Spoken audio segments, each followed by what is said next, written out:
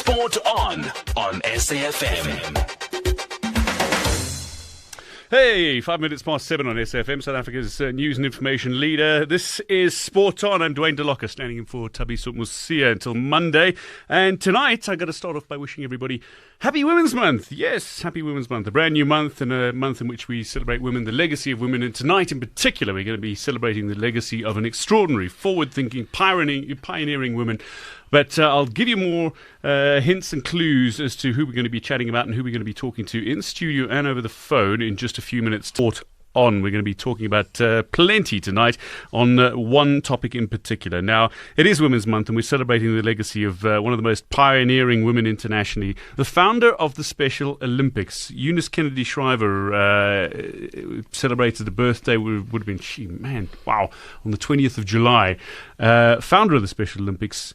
And Special Olympics, believe it or not, founded in 1968, turned 50 just over a week ago. And I want to look back at an organisation that's done some remarkable things in changing perceptions and improving lives of people with intellectual disabilities. And I'm delighted to say we're going to be chatting to 4 people tonight who can give us greater insights into Special Olympics and the remarkable work that's being done. And 3 are in studio. And let me welcome, in order of appearance, Ancilla Smith.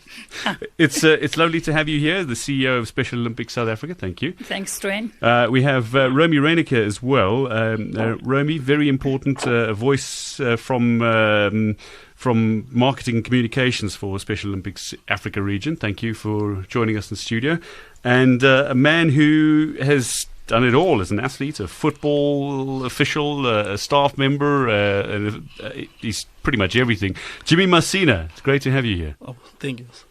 And we're going to be chatting as well to Charles Nyambe in a short while, a man who serves as President and Managing Director of Special Olympics. He's going to be joining us on the line from Namibia in a short while. But let's start off, Romi. I think maybe this is something that you can tackle. Eunice Kennedy Shriver, founder of the Special Olympic Games. I mean, when she started this, there were a handful of people literally in her backyard. And she said boldly, there will be 1 million people participating in the future someday. As it stands, there are over 5 million Special Olympics athletes around the world. But just give us an idea of a sort of brief history and the numbers. I mean, it's nearly 200 countries that Special Olympics reaches. Absolutely. It's an incredibly rich history that we look back on over the last 50 years. And as you say, it is completely pioneered by the unbreakable spirit of one woman, Eunice Kennedy Shriver, who in her turn was very much inspired by her sister, Rosemary, who had intellectual disabilities. And growing up in that era, in the early 1900s in America, there was just nothing for her sister. That was something that her mother used to hang up the phone after calling schools, after calling hospitals, service centers, saying there's nothing for Rosemary. And Eunice Kennedy Shriver was the kind of activist that decided that was unacceptable and committed her life to changing society and to ending discrimination for people with intellectual disabilities. And that's the message of Special Olympics, and that's why we're still here 50 years later, thanks to her legacy. Jimmy, I want to speak to you as an athlete and somebody who's been involved with the Special Olympics. You must have started when you were a young man. I'm not going to mention your age right now, but I mean, you and I are getting a little long in the tooth. I'm kidding. It's not that bad. But you've been involved now, must be over 20 years as an athlete. Yes, I think it's over 20 years. I joined Special Olympics in late 90s. I started. I was at the school in township in Tsakane, and it's a special school. So you know that when you grow up in township, you have lots of challenges. So I was not the lead athlete at the time. And when Special Olympics they come to our school, said that they come and present about Special Olympics. So that's when we started. They invited us for 2 days for training. So that the training was for floor hockey. That's when I started. Didn't know what the floor hockey especially when background come from township. You had no idea what floor I hockey. didn't know. Floor hockey, you'd never heard of it before. Yeah. But you've got quite a remarkable story, and we'll get into that as we continue tonight. But Ancilla Smith, Jimmy talks about schools, the involvement of Special Olympics South Africa. How broad is that reach in schools across the country now? Well, at the moment, we are actually active in all 9 provinces, and we serve over 50,000 athletes across South Africa. So we've got a very broad reach. We work with most of the special needs schools and centres for out-of-school learners, and we recruit our athletes from there. Fantastic. Well, we've got a very special guest on the line. Delighted to welcome President and Managing Director of Special Olympics Africa Region, Charles Nyambe, on the line from Namibia. Charles, thank you so much for making time for us this evening. Good evening to you. Good evening. Thank you. I appreciate being on the call. It's great to chat to you as somebody who's effectively in charge of the entire continent. You must have many challenges as President and Managing Director, but how challenging is it, firstly, to change perceptions across the continent? Actually, yes, though that would maybe looked at as a challenge, it is one of our, what gives us energy to wake up every morning. Because we people with intellectual disabilities, even in developed countries today, they're still discriminated against.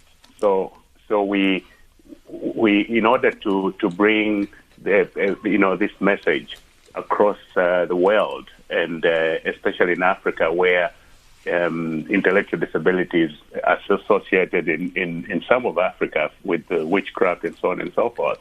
We have to change these perceptions in so many communities that we live in, and as you know, sport is an instrument that we use to show people, to showcase this, and to bring people nearer and bring this message to life. So every day when we wake up and achieve this, that people have come to understand that people with intellectual disabilities just have a slight difference between me and the next person. That's all. That's what it is all about. And when they see that it's just these differences, but we're all the same, and they can compete and even play better sometimes with those and achieve other things better than those that do not have disabilities, people get it. We have mothers, for instance, that have come out. They were ashamed of their own children. But testimonies where mothers have come out and they're proudly pointing at the child and say, "That's my child," because now the child has a gold medal around their neck. So it's an exciting moment to see these transitions happening in our community. I must say, yeah, it's incredible some of the turnaround work that you have done in that regard. But you're not blind to the fact that there are many people that are suffering from intellectual disabilities that are kept in chains or locked in cages or kept in tiny rooms, and that is a reality across not just Africa but across a number of continents. There seems to be a marginalization of people with intellectual disability. To go into regions like that, do you need special people, special programs, special volunteers to convince or change such a deep-set perception? You are absolutely right regarding, that we still have a large population in Africa of people that are still chained. In fact, recently we had, we've unchained somebody in Tanzania in a camp, a refugee camp. The mother was chaining that child with an intellectual disability because the child the mother was doing that in order to protect the child from getting away, getting lost, and so on and so forth. We made that change. But to answer your question, it does not really take any special people. It's the people that we train. Anybody is trainable. When you get into this organization and you get involved, many people get it because they get to understand and they become empathetic. They understand that it's about making a difference in somebody else's life. So the same volunteers and officials that we use. I used to be a basketball coach for a traditional team, a university team. But when I got involved in Special Olympics, I stopped coaching the traditional basketball. Not that my team was losing, but my team was doing well. But I found a passion with people with intellectual disabilities that, hey, I didn't have to deal with attitude. I was getting satisfaction every day. So it's because I received the kind of training that I needed. So all we need to do is to gather the right people, speak to them, change their attitudes, bring them to the games, get to see the people that we work with that, hey, they are just like them. And when they are part of that, they have become excellent volunteers. And those are the people that we utilize to go in these communities. Of course, you're right. There's certain areas that are hardcore, where you have, religious institutions that believe that this, the people with intellectual disabilities have been cursed and they have to be prayed for and nothing can change them apart from that. We have to break those barriers, and it's not easy, it's difficult, but we have to be creative in order. How do we break those barriers?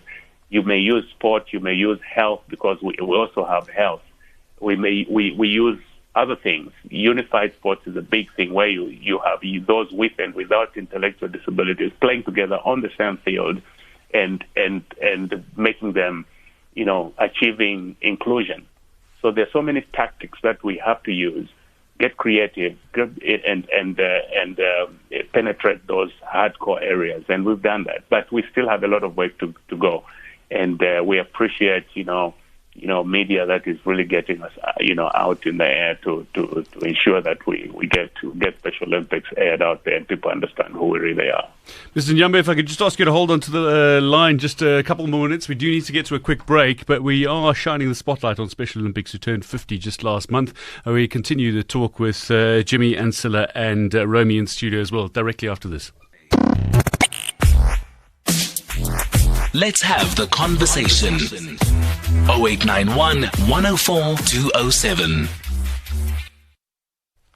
25 minutes past 7 on SAfm, South Africa's news and information leader. We are talking Special Olympics and shining the spotlight on an organisation that's started over 50 years ago by Eunice Kennedy Shriver and has done remarkable things for people with intellectual disabilities. Just to go back to Charles Nyambe, President and Managing Director of Special Olympics Africa region.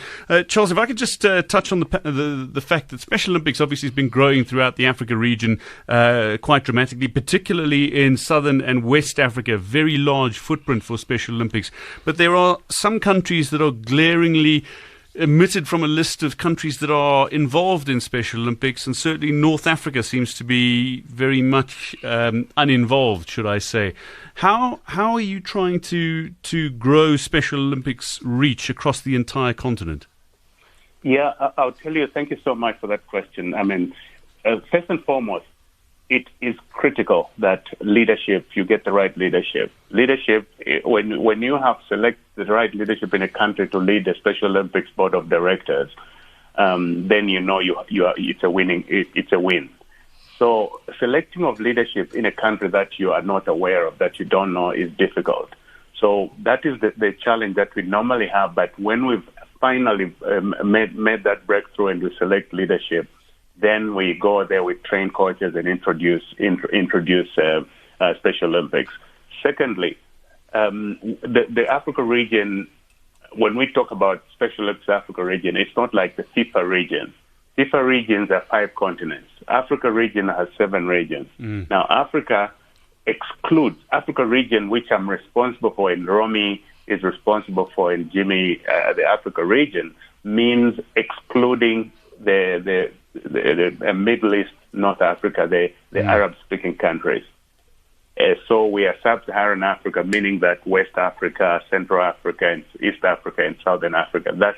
That's what we call the Africa region in terms of the Special Olympics. And of course, we have a few countries, especially in West Africa, that do not have that are not accredited yet. Countries also need to get accredited. Every 2 years, they have to renew their license with Special Olympics International. There are certain standards that they have to meet. So they have to understand, board of directors have to understand that this is a very well-organized institution and rules have to be followed. So we ensure we train these boards to ensure that they accredit correctly. So those countries that are not yet, some of them may have been accredited at one time but lost accreditation because they lost leadership or some of our conflict areas. There are certain countries that have conflict, and you can't run Special Olympics in a country like that because you wouldn't even be able to go there. So we have these areas, but every day, every year, we are pursuing countries and trying to get them accredited, create founding committees, and grow bigger and bigger. So it's really not right now. It's really not about quick growth. It's about quality, and we're doing it. This year alone, we may have 4 new countries that are coming on board. Oh, that sounds like very positive and forward steps, at least for Special Olympics in the Africa region. But Mr. Charles Nyambe, Managing Director and President of the Africa region, thank you so much for your time this evening. We'll continue the discussion in studio with our 3 guests. Thank you. So the man effectively in charge of the Africa region. Some positives, Romi, that Charles mentions. But what is remarkable, though, is when you look at Special Olympics across the world, in Afghanistan, in Iraq, in Syria, war-torn countries, Special Olympics programs continue almost unfazed, and it's actually quite remarkable. And it gives a sort of renewed hope and such positive attitude towards what's happening and just how positively Special Olympics can impact on people and people's lives.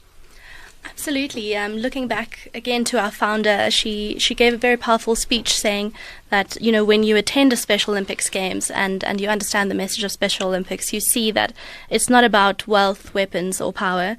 The true power of what Special Olympics is bringing is about inclusion, about unity. And as a movement, we've always tried to be above politics, above religious differences, above differences of ability, of gender, of race. And even when countries are in conflict with each other, they can still compete in a Special Olympics event because we remain apolitical. Special Olympics, for example, Nigeria won't fly a Nigerian flag. They are they're their own entity and they are arranged under different ideals. So we can have an Afghanistan playing against a Special Olympics USA. We can have a Special Olympics Palestine playing against Special Olympics Israel because we have our athletes with and without intellectual disabilities that can meet with each other on that equal playing field, and that sometimes remind us that all of the years of history and turmoil that divide us aren't as important as that which makes us fundamentally human. And we believe that is the power and the message that our athletes have to share with the world. Yeah, it's a wonderful message of inclusion. Jimmy, as an athlete, though, over 20 years you've been a part of the Special Olympics family. How different is it, though, now to over 20 years ago? Things have changed rather rapidly, socially, economically, since in over 20 years. How have they changed for you? There's a huge change, and from my family, from community, even personally. There's a huge change. So especially to my family. So although they didn't, even community, so they're starting now on to see that it's not about disability, it's about ability. Now there's a huge change, and when there's change, there's challenges. So now when it's no longer about Jimmy, it's about that athlete is back there in township or in rural areas that they lock them. How did it change your life? You were sent to a special school. Did it change your confidence? Did it change your perspective of the world? And what has sort of travel given you? And being somebody who's developed into an official as well as an athlete. I think before because when that when you get born, our parents they expect could be Mandela, Kenneth Driver, or one of the successful men's sport in could be Casta, Braslan, could be anyone. So they want their kids to be successful. So when the kids they found out that you have disability, there's that question mark. Why me? So we know that especially black communities they believe that if we have kids with disabilities is a curse. Or someone done something to you, or maybe is a punishment from God. All of those things. So now we need to. So the challenge was, how can your family to adopt? So even me, the challenge is to assess myself. So special, but that when they need to start from families, I need to assess myself. So it's so difficult. I must say, the the name that they're using. Even Special Olympics, there's a campaign that they did. We don't longer use the Arrowhead. That's why in Special Olympics we use athlete to just destroy all those names that Arrowhead, all of those names that the fun name they call us in township. And so, if I can get to you, Jimmy mentioned the name Mandela, and I know Madiba had quite a link with Special Olympics, and as CEO of Special Olympics South Africa, just describe his role, his participation. So, Mandela was actually quite friendly with Eunice Kennedy Shriver, and he got introduced to the program through Eunice Kennedy, and he was actually the person who brought Special Olympics to South Africa. It was his doing. He got involved, and he almost insisted that a program get started here. And it's been so exciting for us to be able to celebrate his centenary as well as 50 years of Special Olympics, because, what he speaks to and what Special Olympics speaks to, one and the same in so many ways. So we were absolutely thrilled to be able to light up the statue, the Mandela statue in Sandton Square on the eve of our anniversary, to show our acknowledgement of Mandela and the role that he played. And what was really interesting was in 2001, he actually went to Robben Island and lit the Flame of Hope, which is our torch, on Robben Island, and we were able to reenact that at Mandela Square. Because they had a sort of symbolic jail cell, which was there as well. So it just all came together. I mean, it was a phenomenal experience. Phenomenal experience, yeah. But it was started by this phenomenal woman, as you say, had an impact even on Nelson Mandela in terms of his association with Special Olympics. But World Games is the sort of major sporting event of the Special Olympics. Yes. And the next one is March next year. Absolutely. Abu Dhabi, here we come. Yes, we do. But Team South Africa, I presume we're sending a Team South Africa? Yes, how big is this team? We are sending 72 athletes that are competing in 6 different sporting codes across. Hugely excited. We had a very successful national games this year. We had over 700 athletes competing in our national games. And we are advancing that team of 72 with coaches included. It will be a delegation of over 100 that we're sending through to compete, and we know that we're going to be competing with over 180 countries and over 7,000 athletes when we reach Abu Dhabi. So it's a sizable event because I work at the Olympic Games and you're only looking at 10,000 athletes. And the logistics are bonkers, absolutely mind blowing when you think about it. So 7,000 athletes and various officials and that thrown into the mix is logistically it's massive. So it gives an idea of the size of Special Olympics. But Romi, if I can get you to give us a little background here, how is it possible financially to get Special Olympics or continue the involvement of Special Olympics, because there is not a lot of money from I suppose the governments and sponsors that are being thrown towards the organisation, but I presume there is some support. But where does the financial backing come from? Well, it's an excellent question. Today, as 50 years ago, unfortunately, people with intellectual disabilities are amongst the most discriminated against populations in the world, whether it comes to access to healthcare, to education, to basic social services, never mind the right to play sport, which, as we know from the United Nations, it is a human right, the ability to play sport and to develop physical fitness, to demonstrate that courage, to experience joy. I don't have to tell you, Dwayne, who has seen firsthand the power of sport across almost all the continents in the world, from every level, from the peak of Olympic excellence down to the grassroots. The ability to provide what Special Olympics does, and just to say, although we have our World Games, which are the big wow moments, that those are about 1% of what Special Olympics does, because really we are year-round sports training and athletic competition in what we hope to be every community around the world. And that is really where it starts, at that local level. And we are a completely volunteer-driven organization. Almost everyone that is involved with Special Olympics does so because they have a heart for it.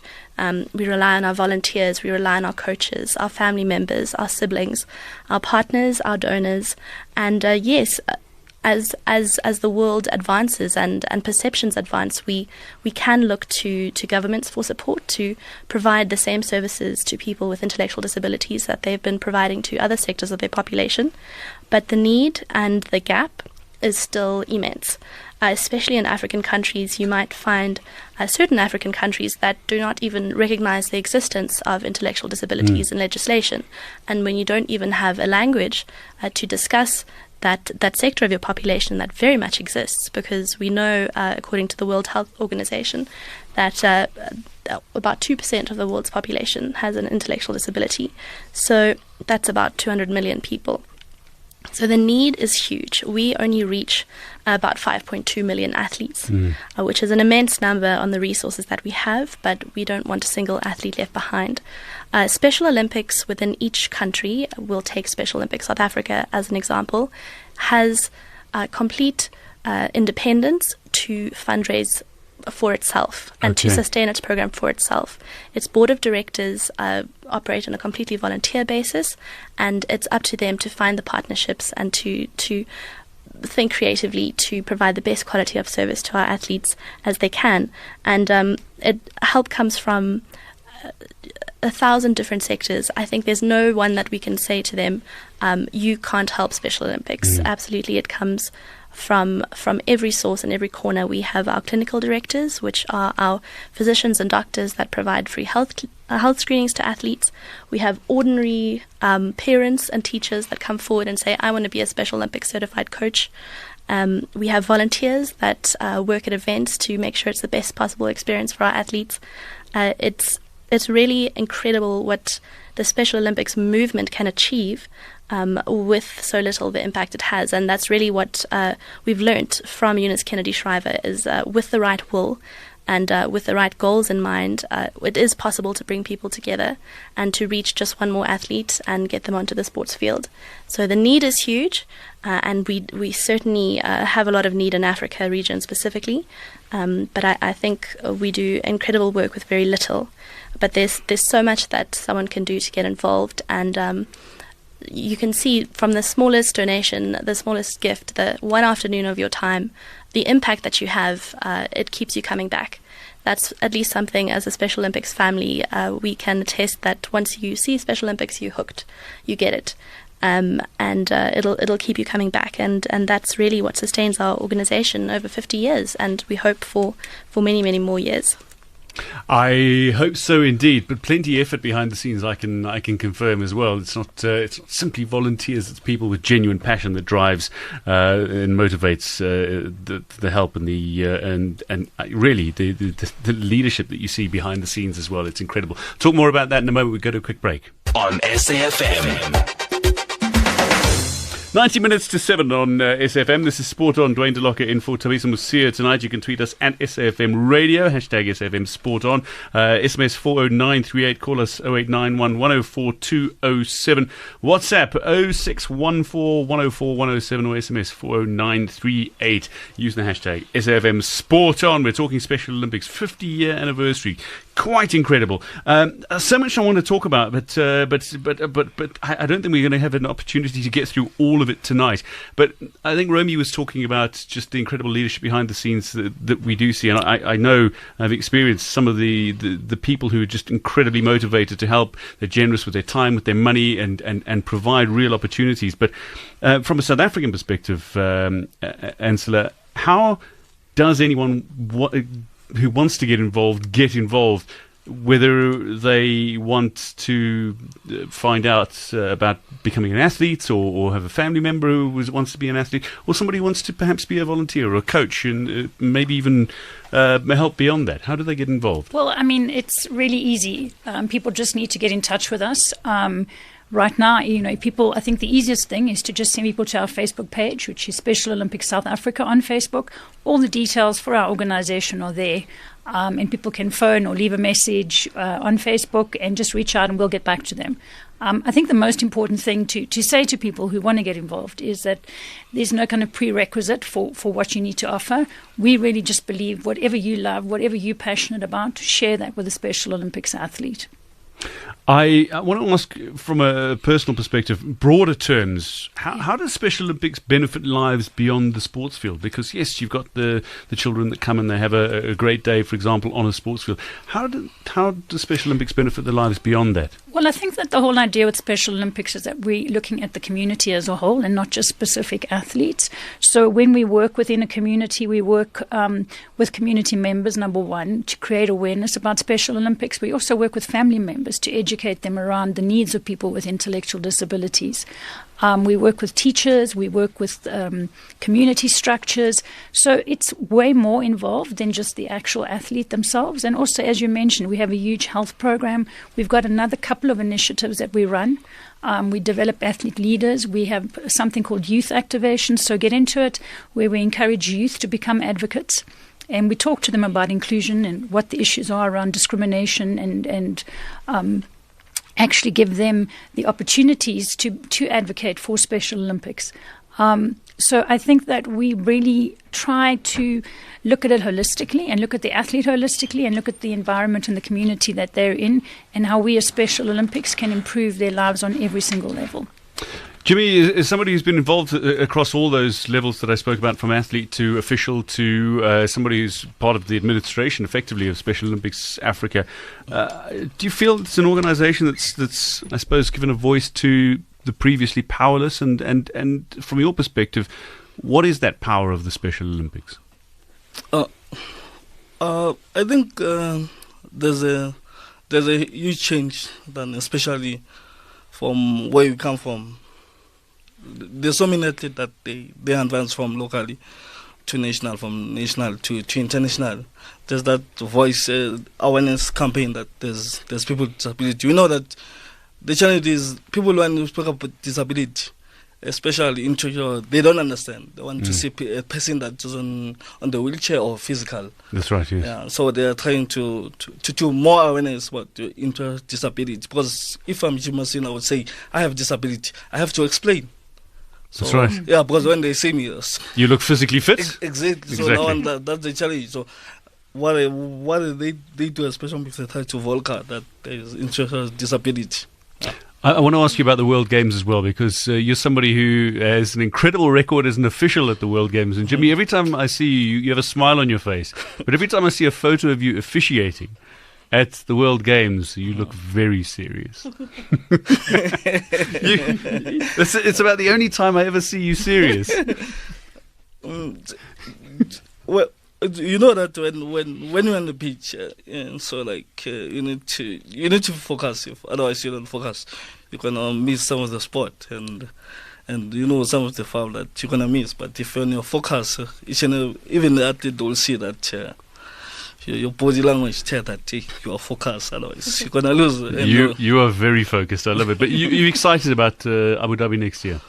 I must say I'm excited, and I know that most of the, especially South Africa, I was on national game and they advanced the team. So the athlete that they're excited that some of them their first time to go international, to be in the flight. They didn't think that they come to a national game to participate. So you know they focus that to advance, that's life changing. It's something that some of them athletes that's gonna happen once in their lifetime. Some of them in their families, there's no one that flies to go to overseas, but they have person with disability in the house. You know that vibe change the way they think. They said okay now, and they change focus. They say okay, let's focus. What is going on? Okay. They change in the house and the vibe. Change in the house, and there's a big smile on your face now. But again, you're going to be refereeing somewhere, floor hockey, and you're going to have this serious face on. Romi, let's talk about the broader impact that I mentioned with Ancilla. Charles Nyambe spoke about this child who was literally in chains in Tanzania is going to be going to the World Games in Abu Dhabi next year. I mean, that is just an incredible number of small steps that need to be taken for this to happen. And Special Olympics interest is so much broader than simply on the sports field, as Ancilla explained. But I was amazed to read of the medical support is just, it's Absolutely. astonishing how large it is, and free medical healthcare administered. I don't think there's a larger organisation or in those terms. No, you're completely right. We are the largest public health organisation in the world for people with intellectual disabilities, and the need couldn't be greater than amongst our population. When we do screenings, which we do across 9 different disciplines, whether it be vision, dental care, physiotherapy, we see that far more than other people in the population of any other random sample, we have athletes that have never been taken for an eye test, athletes that have tooth decay, athletes that are either under or overweight, that have low bone density, poor balance, a lot of things that impact on their quality of life and what they're able to achieve and offer to their society simply because their basic healthcare needs aren't being met like any other human being in a society. So we find health critical, of course. As a sportsman yourself, you know that when you are not well, you simply can't compete, and you certainly can't compete at your best. And we bring the health aspect more and more as a fundamental building block of Special Olympics and what we offer as a sports organisation. In terms of Ancilla, the future for Special Olympics South Africa, what does it hold? What's the immediate aim? What are the little goals that you've set for yourself in the immediate future? Well, I mean, I think for us it's growth, and more growth. We understand that we currently reach 50,000 athletes. We know that there's over 3 million people with intellectual disabilities in South Africa. So we have a long way to go. So I think for us, I mean, those are the goals. I mean, short term, we have World Games every 2 years. We have National Games every 2 years. But our priority is really expanding the reach that we have and trying to get to as many of those 3 million athletes as we possibly can. That's incredible. Some of the figures astonish me sometimes, and I mean it's remarkable work that you're doing, but it's only a small percentage of athletes that are currently involved, and I didn't realise how stark that divide was and how significant those numbers were. Yeah, it's incredibly significant. I think also specifically because there's so few records on people with intellectual disability in South Africa. No one has really the right stats and the right data. I think we're probably the only organisation currently in South Africa that is doing data collection on people with intellectual disabilities in the country. So we know that our footprint is still very small. We got to go to a quick break at One Day Leader. The search for One Day Leader is now on SABC One and SABC Education, searching for that young person who has the ability to lead Mzansi into a better tomorrow. If you are between the ages of 18 and 25 and believe that you have what it takes, visit www.sabc1.co.za to enter One Day Leader, discovering tomorrow's leaders today. Closing date has been extended to the 17th of August. #SAfm Sport On. SAfm Sport On. This is Dwayne DeLocke in for Tabesa Musia tonight, taking you up to 8 o'clock, and we're only 8 minutes to 8. We're talking 50th year anniversary of Special Olympics and the remarkable work that has been done in studio with 3 remarkable people in terms of effort and ability to help Special Olympics. Ancilla Smith, CEO of Special Olympics South Africa, in studio. Jimmy Masina is an athlete, football official, staff member of Special Olympics Africa, and indeed marketing communications manager of Special Olympics Africa, Romi Reinecke. Romi, the uptrend, this remarkable upswing of involvement has risen all across the world, and I think the last really high-profile ambassador from an African perspective, Didier Drogba, is now an ambassador for Special Olympics globally. And I mean, he's an icon. He's a man who's regarded as a man that almost single-handedly brought about the end of a civil war in Côte d'Ivoire. His power, his reach is incredible, based on his ability as a footballer. These are the people, and there are many across the world that are at the very peak of the game that are getting involved. The involvement of ambassadors and their role in trying to spread that reach and take away any stigma that's attached to intellectual disability, how important is that? It's completely critical. With Didier Drogba, that has been such an amazing door opener for us. Of course, Drogba is a game changer on and off the field, a voice for peace, a voice for understanding, and he's a good example of exactly what the champions and ambassadors for Special Olympics in the form of celebrities, sports players, government leaders can do to spread the Special Olympics message. Drogba got involved of his own accord with Special Olympics Cote d'Ivoire, Special Olympics Ivory Coast, that is, as far back as 1995. He is one that very intuitively sees the power of sport to break down barriers and to let people with different backgrounds interact with each other on an even playing field and see the potential of that, especially for young people. And he has such a heart for his home country, a heart for the youth, and a heart for a better future. So it's been such a natural and an easy partnership with him, looking at our athletes globally and how he can give them a voice, because he sees himself as incredibly privileged with the experiences that he's had through sports, and he just can't help himself, but he wants to give back and bring everyone along with him on this incredible journey that he's had. So we had him with us at our 50th anniversary celebrations, which took place in Chicago last month.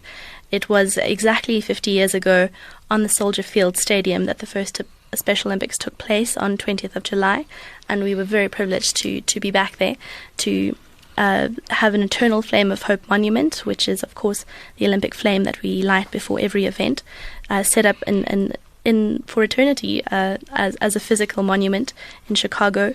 We had our unified football cup, so it was fantastic to have Drogba there for a celebrity match. We had our torch run. We had a Global Day of Inclusion festival, a star-studded concert, which again we had other ambassadors. Chance the Rapper was there. He was there. So was Usher, Jason Mraz. We had a just incredible musical talent as well that was adding their voice, saying that they believe in a more inclusive society and they stand with Special Olympics in making that happen. So we're excited for the future. We're excited that so many people have seen our vision and that our athletes have gotten a message to them that they'll never forget, and they want to know what they can do to be involved. So along with Drogba and many other names, we're hoping to reach many more athletes and to reach many more people that have never experienced the joy and courage and the sharing of gifts that can come from people with and without intellectual disabilities interacting together on the same basis in families, communities, on sports fields, in classrooms, and top to bottom in every area of society. Ancilla, I want to get back to you briefly. Yes, sure. Upcoming events. Yes. How many do you have? What do you have? Give us some of the highlights. I have one very, very special event that I want to actually chat to you about tonight. Since Romi's mentioned ambassadors, we are the first African country, in fact, the only African country currently that's doing what's called the polar plunge. It's huge in the state. Jump into the cold water. Freezing water. Yes, that's right. So been there, done that. Lady Gaga's done it for us. I'm not sure who else, Romi. There's quite a few celebrities. We brought it to South Africa for the first time last year, and we posted the plunge at King David School last year. And we had Mark Fish, Gareth McLennan, Lexejo didn't make it, Lerato Pajo. So a huge bunch of celebrities, including our very own chairperson, Dr. Matthews Porser, who was the first person to take the plunge for Special Olympics. So I actually want to challenge you right now, 25th of August at Parktown Boys High School. We'll be hosting our second polar plunge, and we would love to have you plunge. I can tell you now that I'm not in town on the 25th of August, unfortunately. No, I'm devastated. I'm not against it, however. I mean, it's no secret. You're going to have to nominate somebody. My to plunge. father is Swiss, and my brother and I have done this before in Switzerland in minus 30-odd degrees Celsius, which is ridiculously cold. But we love it. Yes. It is. My father swears by it. He swears polar plunge are great for your health and for your ability. Jimmy, just give us a brief word. What are you looking forward to for Special Olympics in the future? What does it hold for you and the organisation? For me, I need to say, hope that I'm going to be part of celebrating another 50 years. Of course, we have going to have 100 years and change the mindset of people in South Africa. When I'm saying Jim Masina, interest just be not people that they will be surprised or talk about Special Olympics, what's Special Olympics. That's my hope, that people they will understand what's Special Olympics, what is intellectual disability. Romi, I want to give final word to you. Just briefly, if there's anything we haven't touched on specifically that you'd like to get across to our audience, In a minute, go. Well, our overall vision is really to end discrimination against people with intellectual disabilities, but it's much more than that. As we launch our next 50 years, we are seeing an inclusion revolution taking over the globe, where differences such as disability and, as we look around societies today, I think we see that we're more divided in some ways. We can see that in South Africa than we have been in the past. And the message of inclusion that our Special Olympics athletes are bringing to us could never be more critical. And we'd love you to find out more. We'd love you to get involved. As Ancilla says, we're on Facebook. Special Olympics Africa region is too. And come and join us. Come and see what it's about. And we promise you won't be disappointed. You'll be hooked for life. That's what we believe in Special Olympics. Absolutely. No, when you see what is achieved, and when you read just the figures alone will astonish you in just how incredibly the organisation is going. But I congratulate you all for your involvement and thank you for your involvement. I mean, it really has been. Do I say an inclusion revolution in recent times? And long may it continue. As Jimmy says, he wants to see the 100th milestone come up. There's Jimmy Masina. But my thanks to Ancilla Smith, to Jimmy Masina, and you, Romi Reinecke, and absolutely, and a warm thanks to you, Dwayne, for the platform. We really appreciate it, and we appreciate the listeners. Thank you. Thank you very much. Coming up between 8 and 10 p.m, Ashraf Garda with a viewpoint. But I hope you've enjoyed talking Special Olympics 50-year celebration. Just unfortunate that time comes up so quickly. That said, it's time for me to be out of here. Thank you for listening to Sport On tonight. I'll be back tomorrow between 7 and 8. But for me, Dwayne DeLocca, from producer Luyolum Kalipi and Zamak Klebi, the sound engineer, it's goodbye, 8 o'clock.